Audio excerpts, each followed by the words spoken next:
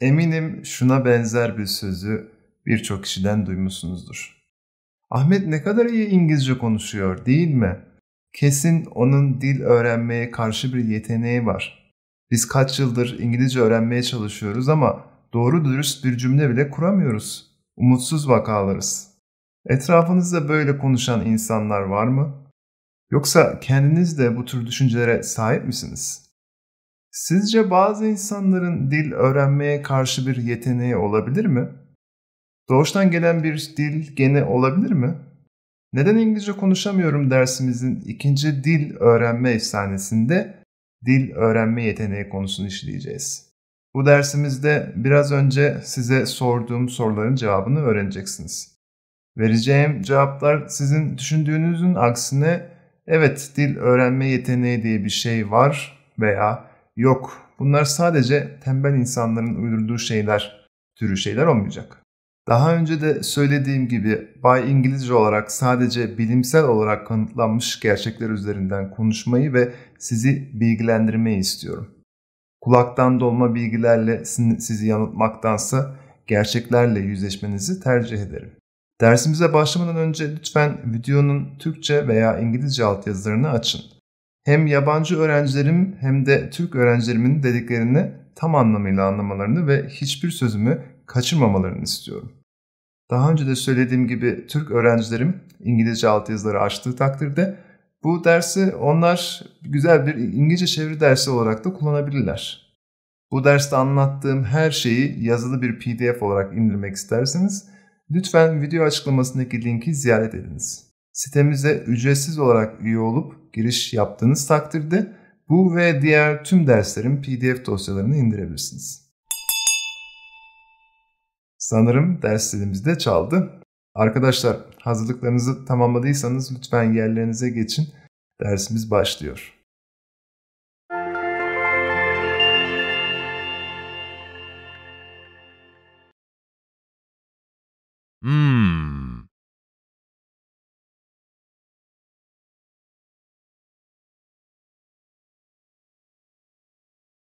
İnsanlara ana dilim haricinde 2 yabancı dil daha konuştuğumu söylediğimde bazıları bana senin beynin dil öğrenmeye yatkın gibi garip yorumlarda bulunuyorlar. Elbette böyle şeyler duyduğumda gülüyorum.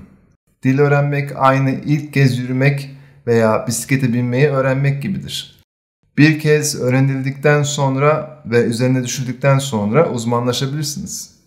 Yürümeyi öğrenen çocuklar bir süre sonra koşmaya başlayacaktır. Dengesini kaybetmeden bisiklet sürebilen birisi ise yakın zamanda elleriyle direksiyonu tutmadan da bisiklet sürebilir hale gelebilir. İlk kez yabancı bir dil öğrenen birisinin dil öğrenmekte zorluk çekmesi kadar doğal bir şey yoktur. Çünkü beyni buna alışık değildir. Ama bir kere o dil öğrenildikten sonra bir sonraki dili çok daha hızlı bir şekilde öğrenebilecektir. Peki bazı insanların dil öğrenmeye daha yatkın olduğu söylemi uydurma bir şey midir? Hayır, gerçeklik payı vardır. Ama bunun mantıklı bir açıklaması da var. Ben bu konu ile ilgili bir araştırma yaparken çok ilginç bir testin varlığını keşfettim. Bu test Amerika Birleşik Devletleri'nin askeri personeline uygulanan Defense Language Aptitude Battery yani kısacası DLAB adında bir test. Türkçe'ye savunma dil yeteneği bataryası diye çevirdim. Resmi çevirisi olmadığı için en mantıklı çeviri olarak bu çıktı arkadaşlar. DLAB testinin amacı bir kişinin dil öğrenebilme potansiyelini test etmektir. Bu test geleneksel TOEFL ve IELTS testleri gibi değildir çünkü testte kullanılan dil aslında uydurmasyon bir dildir.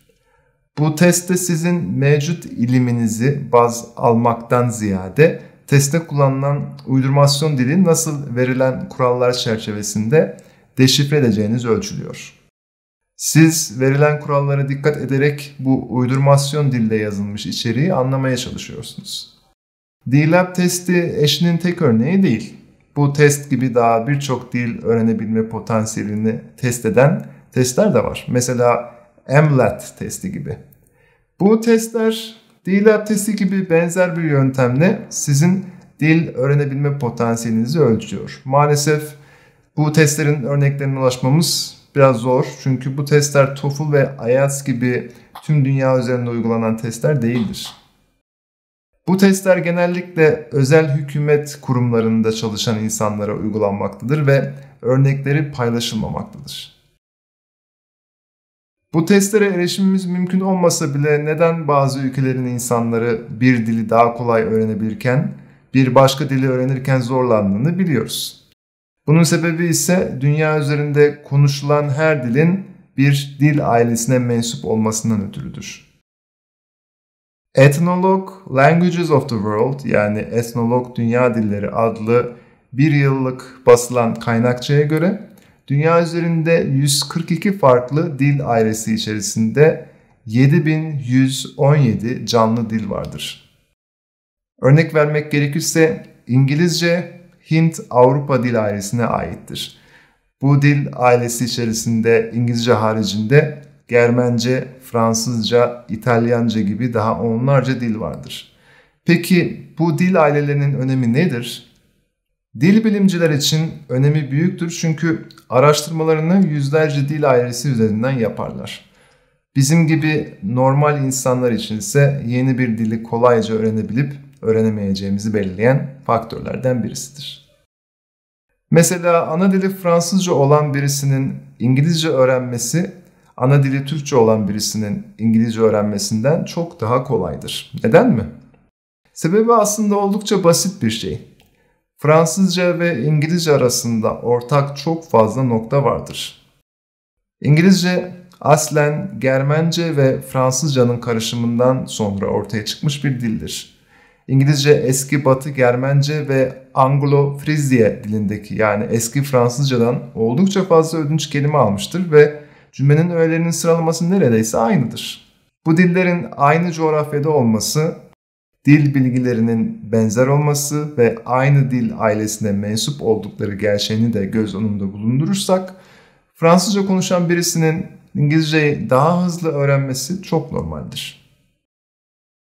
Diğer taraftan Türkçe farklı bir dil ailesi olan Türk dillerine İngilizce'de Turkic olarak ona mensuptur. Türkçe sondan eklemeli bir dildir ve cümlenin öğeleri özne artı nesne artı fiil olarak sıralanır. İngilizce'de bu sıralama özne artı fiil artı nesnedir. İngilizce sondan eklemeli bir dil değildir ve Türkçe'de olmayan yardımcı fiiller İngilizce'de büyük öneme sahiptir. Tüm bunları düşündüğünüzde Türk bir öğrencinin kendi ana dilinden çok farklı kurallara sahip olan bir dili öğrenmede zorluk çekmesi kadar doğal bir şey yoktur. Yeni bir dili kolayca öğrenmek için o dilin ana dilimizin dil ailesine mensup olmasına gerek yok. Daha önce de anlattığım üzere bilinen 142 dil ailesi vardır. Bu dil ailelerini bir soy ağacı olarak resmederseniz birbirinden farklı ama kendi ana dilimize yakın ailelere mensup dilleri öğrenmek, uzak bir dil ailesine mensup dili öğrenmekten çok daha kolay olacaktır. Mesela Türkçe, Japonca ve Korece dilleri farklı dil ailelerine mensuptur ama bu dil aileleri birbirine sanıldığından çok daha yakındırlar. Türkçe'de cümlenin öğelerinin sıralanmasıyla Japonca ve Korece'deki cümlenin öğelerinin sıralaması neredeyse aynıdır. Japonca ve Korece Türkçe'de gibi sondan eklemeli dillerdir. Bunca şeyi anlattıktan sonra lütfen ben bittim, ben bu dili öğrenemem gibi şeyler düşünmeyin. Çünkü daha önce de dediğim gibi yeni bir dil öğrenmek başlangıçta her şekilde zor olacaktır. Ana dilinizle aynı dil ailesine mensup bir başka dili öğrenmek belki farklı bir dil ailesine mensup bir dili öğrenmekten daha kolay olacaktır ama ilk kez yapılan bir şeyi her şekilde biraz zorlayabilir. Poligotlar yani çok dil bilen insanlarla yapılan görüşmelerde ve araştırmalarda şu tür bir sonuca varılmıştır. Bir dilin temel amacı başka bir kültürün insanıyla iletişime geçebilmektir. Her dilin kendi mantığı ve kuralları vardır. Dışarıdan ne kadar karmaşık görünürse görünsün, bir dilin mantığını ve kurallarını öğrendikten sonra eğer düzenli olarak kullanırsanız zamanla o dili akıcı şekilde kullanabilir hale geleceksiniz.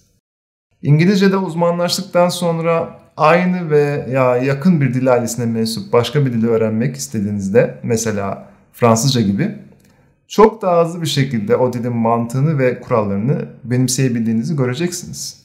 Zamanla bir dil hangi dil ailesine ait olursa olsun, her dilin daha önce fark etmediğiniz standart bir yapısı olduğunu fark edeceksiniz. Birbirinden çok farklı olan dillerin bile birbirine benzeyen özellikleri vardır. Mesela bir cümle içerisinde nesne bir dilde cümlenin ortasındayken başka bir dilde cümlenin sonunda olabilir, ama bu önemli değil. Görebileceğiniz bu yapıların bir sınırı vardır. Poliglotlar gibi birden fazla dil konuşabilir hale geldiğinizde her öğrendiğiniz yeni dili daha kolay deşifre edebilir hale geleceksiniz. Sonrasında ise öğrendiğiniz dil hangi dil ailesine ait olursa olsun en kısa sürede akıcı konuşabilir hale geleceksiniz.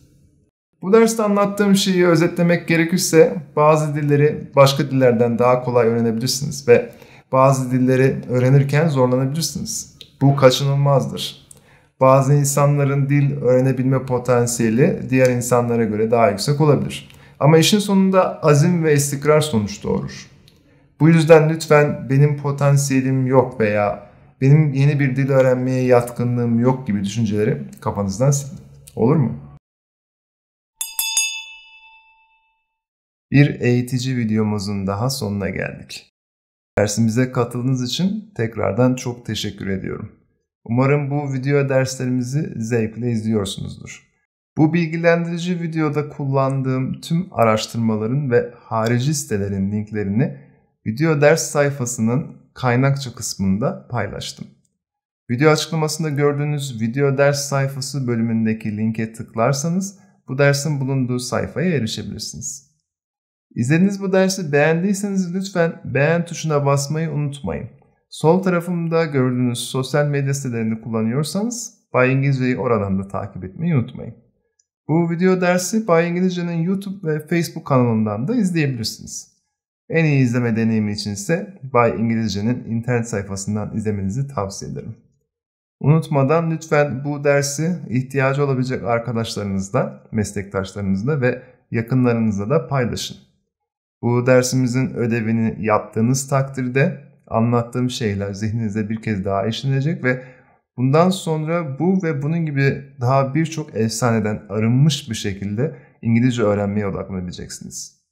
Olur da siz de bu derslerle alakalı bana yardımcı olmak ve benim hazırladığımdan daha güzel bir ödev hazırlamak isterseniz benimle iletişime geçirmekten çekinmeyin.